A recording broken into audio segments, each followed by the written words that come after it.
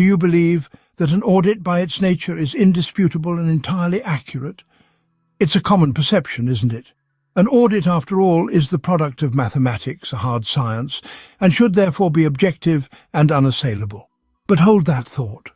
In the world of accounting, this is far from the truth. You see, numbers can be as malleable as clay in the hands of a skilled potter. The variables used in crunching these numbers can be manipulated, allowing the figures to tell us what we want to find rather than what we ought to know.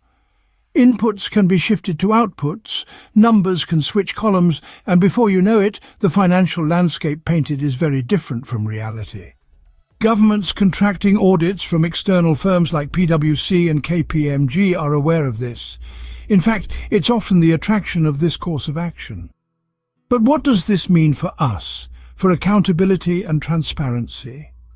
It means that the line between enabling and facilitating can blur. It means that the infallibility we associate with audits is, unfortunately, a myth. So it seems that audits may not be as infallible as we initially thought.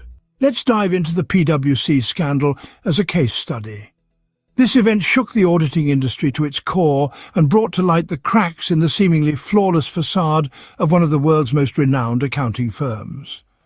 The scandal revolved around PwC and its top-tier executives, including its former CEO Tom Seymour, who were directly involved in a tax leak scandal.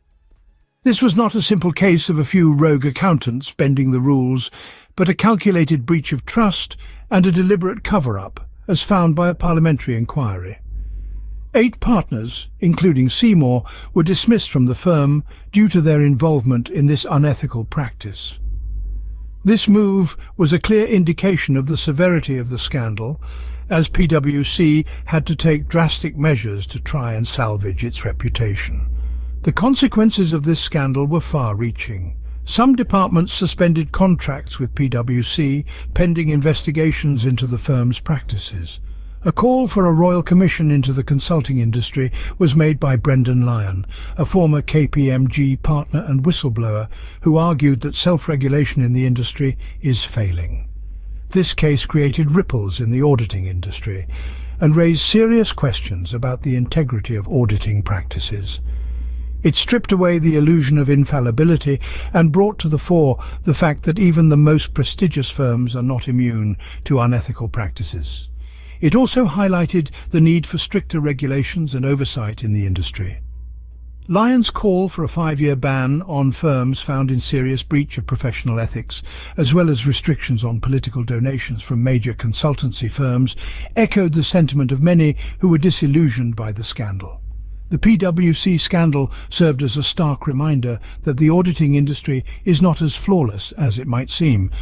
It underscored the need for transparency, ethics, and accountability in auditing practices. This case clearly illustrates that even the most prestigious firms are not immune to unethical practices. Now let's examine the KPMG scandal.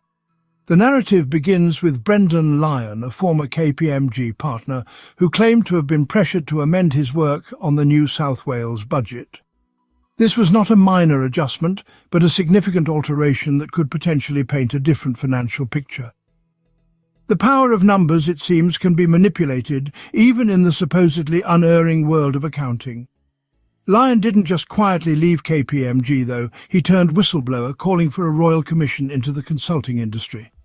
His argument, self-regulation is failing, as evidenced by scandals not just at KPMG, but also at PwC. The quality of audits is declining, he argued, and the Big Four accounting firms that breach professional ethics should face a default 5-year ban. This was not a mere suggestion, it was a call to action, a demand for change in an industry that seems to be increasingly losing its moral compass. Lyon also advocated for a ban on political donations from major consultancy firms, arguing that there should be similar restrictions and obligations on public sector consultants as those on public servants. KPMG, in response to these allegations, acknowledged mistakes in the Tahi contract and has taken remedial steps. However, the firm's admittance of error does little to restore public trust, which has been significantly eroded by these scandals. The federal government, however, has not indicated support for a royal commission, and Lyon's claims were rejected by Chartered Accountants Australia and New Zealand, who argued for self-regulation and co-regulatory enforcement of professional standards. This raises questions about the effectiveness of self-regulation in an industry where the potential for manipulation and unethical behaviour is high.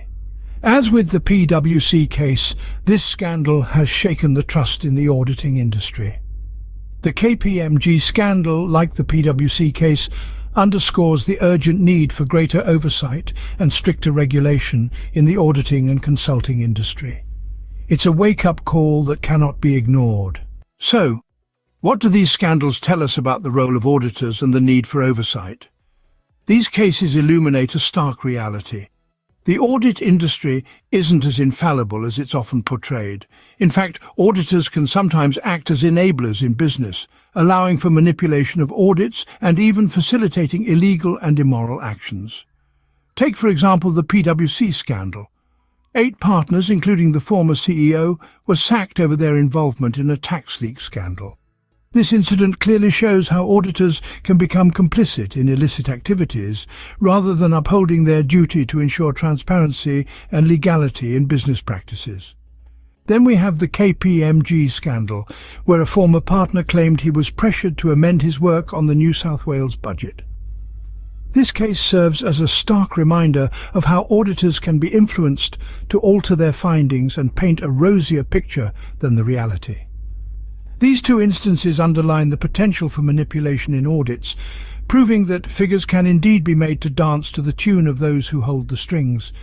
It's a chilling thought, but one that needs to be confronted head-on. So, what's the solution? For starters, there's a clear and pressing need for stricter oversight and regulations in the audit industry. Self-regulation, as it stands, is evidently faltering. A royal commission into the consulting industry, as proposed by Brendan Lyon, could serve as a much-needed catalyst for change. It could help enforce professional ethics, ban political donations from major consultancy firms, and place similar restrictions and obligations on public sector consultants as those on public servants. The auditing industry is in a precarious position. It's teetering on the brink, with trust fast eroding. There's a dire need for reform, for a shake-up that brings about transparency, accountability, and most importantly, integrity. As we've seen, the notion of audit infallibility is a myth, and the auditing industry is in serious need of reform.